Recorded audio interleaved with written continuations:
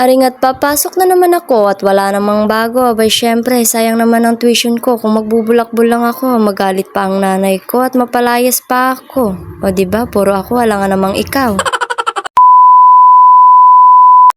Hi mga B, samahan nyo nga ulit ako na pumasok sa school. Nagpahatid na nga rin pala ako sa kapatid kong Siyam ang buhay. Sa sobrang bilis niyang magpatakbo pati nga yung kuto ko ninenervyos. Pagpasensyahan nyo na nga rin pala yung mukha ko dyan at ganyan talaga yan, wala tayong magagawa. Ang higpit nga rin pala ng pagkakapit ko dyan at parang sa relasyon lang yan. Na kailangan mo nga higpitan ng pagkakapit para may happy ending. Sana all. At nakarating nga ako ng buo at wala namang naputol kahit ni isa sa katawan ko. Ari nga tagbibideo lang naman ako pero parang may pinapahiwatig si Lord.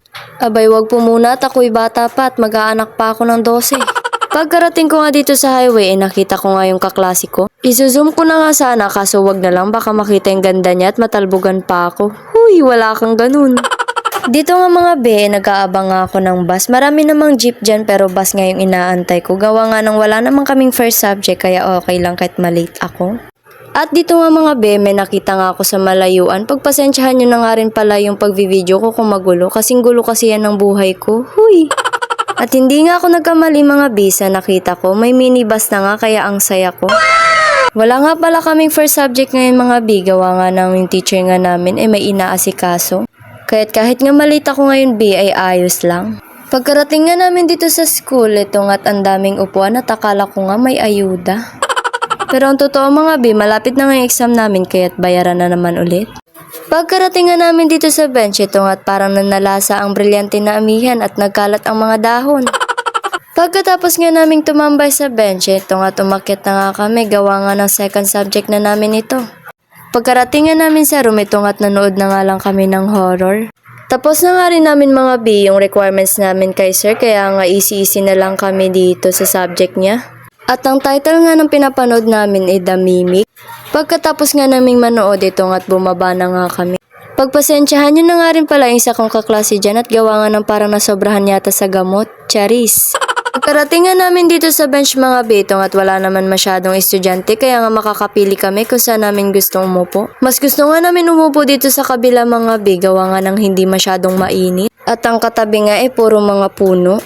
Pagkatapos nga namin magtsikahan at kumain, itong at aakyat na nga ulit kami sa room namin. Pagkapasok ko namin sa room, itong at sabi nga ng teacher namin na mag-practice na lang daw kami ng drama dun sa subject niya. At ang ganap ko nga pala dito mga be, isa akong chismosa. Chismosa na maganda. Huy, wala kang ganun. Pagkatapos nga namin mga be sa drama, itong at lipat na naman kami sa film. Kailangan na nga rin namin matapos ng film, gawa nga ng malapit na ang pasahan nito. At ang ganap ko nga dito mga B sa film na to ay isa nga akong multo.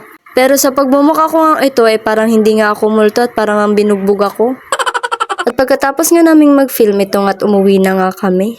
Pagkalabas nga namin ng school mga B, ito nga't napakadilim nga ng langit. Yung dilim nga lang yan B, parang paningin ko nga lang doon sa isa kong kaklase. Huy, charis!